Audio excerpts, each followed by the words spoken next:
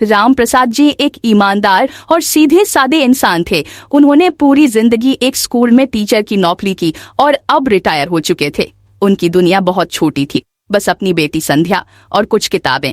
उन्हें लगता था कि दुनिया भी उतनी ही सीधी और अच्छी है जैसे वे खुद हैं। संध्या उनकी इकलौती बेटी थी, एक सुंदर, मासूम और समझदार लड़की।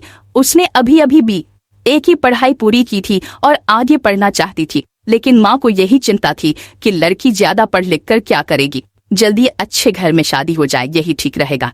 संध्या खुद भी माता पिता का बहुत आदर करती थी, इसलिए उनकी बात को टालना उसे ठीक नहीं लगता था। राम प्रसाद जी के घर एक दिन एक रिश्ता आया। यह खबर सुनकर वे थोड़ा चौंके, क्योंकि उन्होंने अभी तक अपनी बेटी के लिए कोई रिश्ता ढूंढने की कोशिश नहीं की थी।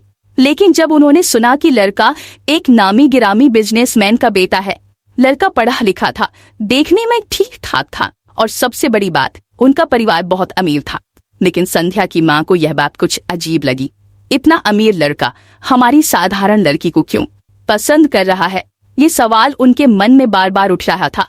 वे जानती थी कि अमीर लोग अक्सर अपने स्तर के परिवारों में रिश्ते जोड़ते हैं, तो फिर यह रिश्ता क्यों आया? राम प्रसाद जी ने उनकी चिंता को हल्के में लिया। तुम बेवजह चिंता कर रही हो, ये सब हमारी तकदीर का खेल है। उन्होंने पत्नी को समझाने की कोशिश की, लेकिन उनके दिल में अब भी कुछ खटक रहा था। राम प्रसाद जी की आंखों में खुशी के आंसू थे। उनकी बेटी संध्या अब एक अमीर घराने की बहू बनने जा रही थी। संध्या का मन थोड़ा घबराया हुआ था, मगर वह चुपचाप सभी रस्में निभा रही थी। फेरों के साथ 7 वचन बंध गए और देखते ही देखते संध्या आदित्य की पत्नी बन गई। विदाई के वक्त उसकी माँ ने उसे जोर से गले लगाया था, जैसे कुछ कहना चाहती हो, लेकिन उसके होंठ कांप कर रह गए थे। उस वक्त प्रिया को भी रोना आया था, पर नए जीवन की उम्मीद और उत्साह ने उसे संभाले रखा था। प्रिया, जो अभी अभी शादी के बाद अपने ससुराल आई थी, भारी लौड़ा पहने घर के दरवाजे पर खड़ी थी। उसके दिल की धड़कन तेज हो रही थी। खुशी, घबराहट और अनजाने डर से भरी हुई रात का अंधेरा धीरे धीरे पूरे आसमान में फैलने लगा था। ठंडी हवा हल्के हल्के बह रही थी, मानो कोई अनदेखी शक्ति आस पास घूम रही हो। अब जब वो अपने नए घर की चौखट पर खड़ी थी, तो उसकी नजर बड़ी हवेली पर पड़ी। हवेली जितनी भव्य और आलीशान थी, उतनी ही अजीब और रहस्यमयी भी लग रही थी। हर चेहरी हुई लग रही थी, जैसे इस घर की दीवारें भी कुछ छिपा रही हो। अंदर हल्की हल्की पीली रोशनी थी, लेकिन फिर भी माहौल में एक अजीब सा सन्नाटा था। जैसे ही उसने घर में पहला कदम रखा, उसे लगा कि उसकी नजरों के कोने में कुछ हिला है, मानो कोई परछाई पास से गुजरी हो। उसने तुरंत चारों तरफ देखा, लेकिन वहां कुछ नहीं था। शायद यह मेरा वहम है, उसने खुद को समझाया और आगे बढ़ी। हॉल में खड़े लोग उसे देख रहे थे। कुछ चेहरों पर हल्की मुस्कान थी, लेकिन ज्यादातर आंखों में एक अजीब सा ठंडा एहसास था। उसके हाथों में मेहंदी अब भी गहरी लाल चमक रही थी, लेकिन उसके भीतर एक अजीब बेचैनी होने लगी थी। यहाँ मेरी जिंदगी कैसी होगी? यहाँ मेरी जिंदगी कैसी होगी? यह सवाल प्रिया के मन में लगातार घूम रहा था। एक अजीब सी ठंडक थी, जैसे दीवारों के पीछे कोई छुपा राज हो। तभी एक औरत उसके पास आई, जिसने भारी गहने और काले रंग की बनारसी साड़ी पहनी हुई थी। उसकी आंखों में अजीब सी बेरुखी थी। चलो, तुम्हें कमरे तक छोड़ आते हैं, औरत ने ठंडी आवाज में कहा। वह शायद घर की कोई बुजुर्ग महिला थी, लेकिन उसके चेहरे पर न कोई अपनापन था, न कोई प्यार। प्रिया ने घबराते हुए सिर हिलाया और धीरे धीरे कमरे की ओर बढ़ी। हवेली का लंबा गलियारा पार करते हुए उसे अजीब सा एहसास हो रहा था। दीवारों पर लगे बड़े बड़े चित्रों की आंखें मानो उसे घूर रही थी। आखिरकार वह दरवाजे के सामने पहुंची। बड़ी बड़ी नक्काशीदार लकड़ी की चौखट के पीछे वह कमरा था, जहां उसकी सुहाग रात होनी थी। जैसे ही दरवाजा खोला गया, प्रिया की आंखें चौंधिया गई। कमरे के अंदर हल्की पीली रोशनी फैली थी। दीवारों पर लाल और सुनहरे रंग के पर्दे लटक रहे थे। हर तरफ गुलाब की खुशबू फैली थी। लेकिन जैसे ही उसकी नजर पलंग की तरफ गई, उसका सांसें अटक गईं। कमरे में 2 पलंग थे। एक बिस्तर पर सफेद चादर बिछी थी, साधारण, एकदम शांत और ठंडी। दूसरे बिस्तर पर गहरी लाल कढ़ाईदार चादर थी, जो राजसी और भव्य दिख रही थी। प्रिया ने आश्चर्य और घबराहट के साथ दोनों बिस्तरों की तरफ देखा। यह 2 बिस्तर क्यों? उसने हिचकिचाते हुए पूछा। वहां खड़ी सास ने धीरे से कहा, यह परिवार की परंपरा है बेटा, एक दुल्हन का भाग्य इन 2 बिस्तरों में से किसी एक को चुनने से तय होता है। प्रिया का दिल तेजी से धड़कने लगा। अगर तुम सफेद चादर वाला बिस्तर चुनोगी तो तुम्हारा वैवाहिक जीवन सामान्य रहेगा, लेकिन अगर तुम लाल बिस्तर चुनोगी तो तुम्हें बड़ी परीक्षा से गुजरना पड़ेगा। परीक्षा? प्रिया का शरीर ठंडा पड़ गया।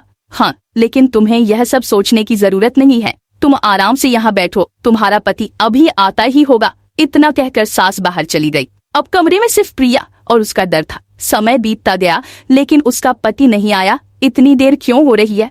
वह बेचैनी से इधर उधर देखने लगी। घड़ी में रात के 3 बज चुके थे। तभी दरवाजा फिर से खुला, लेकिन अंदर आने वाला उसका पति नहीं बल्कि उसका ससुर था। बेटा, गहने उतार दो, उसकी ससुर ने ठंडी मगर सख्त आवाज में कहा। प्रिया का पूरा शरीर कांपने लगा। माँ, मगर क्यों? उसने हकलाते हुए पूछा। जो कहा वो करो। डर के मारे प्रिया ने धीरे धीरे अपनी चूड़ियां, हाथ, झुमके, बिछुए सब उतार कर ससुर को दे दिए। जैसे ही आखिरी गहना उतरा, कमरे के बाहर खड़ी सास ने सारे गहने झटपट एक काली बिल्ली के गले और पैरों में पहना दिए। अब प्रिया को लगा जैसे उसके पैरों तले जमीन खिसक गई हो। अब बाहर आ जाओ, सास की कठोर आवाज आई। प्रिया कांपते हुए कमरे से बाहर निकली। जैसे ही प्रिया बाहर निकली, उसकी सास वहां पहले से खड़ी थी। उसकी आंखों में कोई ममता या अपनापन नहीं था, बस ठंडा बेरुखी भरा भाव था। यह इस घर की परंपरा है बहू, सास ने बिना कोई भाव बदले कहा। नई दुल्हन की फेरे पीपल के पेड़ से कराए जाते हैं।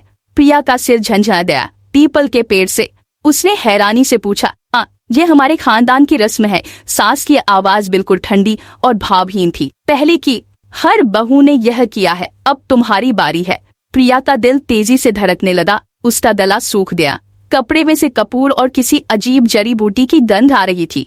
चलो, सास ने आदेश दिया। चारों ओर सिर्फ अंधेरा था। हवेली के बाहर प्रिया को एक पत्थरों से घिरा पुराना आंगन दिखा, जिसके बीचों बीच एक विशालकाय पीपल का पेड़ खड़ा था। उसकी टहनियां हवा में किसी जीवित प्राणी की तरह हिल रही थी।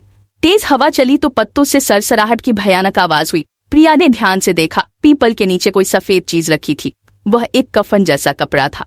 अब 3 बार इस पीपल के पैर की परिक्रमा करो, सास ने कहा। लेकिन क्यों? प्रिया की आवाज कांप रही थी। बहुत सवाल मत करो। यह करने से तुम्हारे पति पर आया संकट टल जाएगा। लेकिन प्रिया के भीतर अजीब बेचैनी बढ़ रही थी। उसने अपनी नजरों के कोने से देखा। सुराह की कुछ पुरुष औरतें अंधेरे में खड़े थे। वे एक दूसरे से फुसफुसा रहे थे, लेकिन उनकी आंखों में कुछ अजीब था, जैसे वे किसी तमाशे का इंतजार कर रहे हों। जल्दी करो, सास की आवाज अब और ठंडी हो चुकी थी। प्रिया का गला सूख गया, लेकिन उसने डरते डरते पहली परिक्रमा शुरू की। पहली परिक्रमा पीपल के पत्ते तेज हवा में सरसराने लगे। अचानक उसे ऐसा लगा जैसे कोई उसके पीछे पीछे चल रहा हो। उसने घबराकर पीछे देखा, कोई नहीं था। लेकिन तभी उसे कुछ महसूस हुआ। उसके पैरों के पास कोई हलचल हुई थी। जब उसने नीचे देखा तो उसका खून जम गया। एक साया उसकी परछाई के ठीक पास था, जो उसके साथ साथ घूम रहा था। दूसरी परिक्रमा इस बार हवा में एक अजीब सी गंध आ गई, जले हुए कपूर और लोबान की मिलीजुली गंध। अब उसे फुसफुसाने की आवाजें सुनाई देने लगी। वो आ गई, वो आ गई। प्रिया की आंखें चौड़ी हो गई। ये कौन कह रहा है, उसने सोचा, लेकिन वहां कोई नहीं था, सिर्फ पेड़ की टहनियां और दूर खड़े कुछ लोग। तीसरी परिक्रमा जैसे ही प्रिया तीसरी परिक्रमा पूरी करने लगी, अचानक उसका सिर घूमने लगा था। उसके कानों में एक तीखी आवाज गूंजने लगी, एक औरत की चीख, तू नहीं बचेगी, तू नहीं बचेगी। एक झटके से प्रिया का शरीर सुन्न हो गया। उसकी आंखों के आगे अंधेरा छाने लगा और वह जमीन पर गिर पड़ी। वह बेहोश हो गई। धीरे धीरे उसे होश आने लगा। उसकी पलकों में भारीपन था। शरीर अजीब सा सुन्न लग रहा था, मानो किसी ने उसके शरीर को जकड़ लिया हो। उसने हिलने की कोशिश की, लेकिन उसके हाथ पैर जैसे किसी अदृश्य जंजीर से बंधे हुए थे। वह अपने बिस्तर पर थी। कमरे की हल्की पीली रोशनी में सब कुछ धुंधला दिख रहा था, लेकिन उसकी सुनने की शक्ति पूरी तरह जाग चुकी थी। वह सब कुछ सुन पा रही थी, लेकिन बोल नहीं पा रही थी। देखो जरा इसे, देख तो जरा इसकी, यह उसकी सास की आवाज थी। वह पर उसकी हंसी में एक अजीब सी दहशत थी। कैसा लगा दोस्तों? अगर ये कहानी आपके दिल को छू गई तो भाग 2 में और भी रोमांचक मोड़ आपका इंतजार कर रहे हैं। इसे मिस ना करें, अभी सब्सक्राइब करें और बने रहें हमारे साथ। हम बहुत जल्द भाग 2 लेकर आ रहे हैं।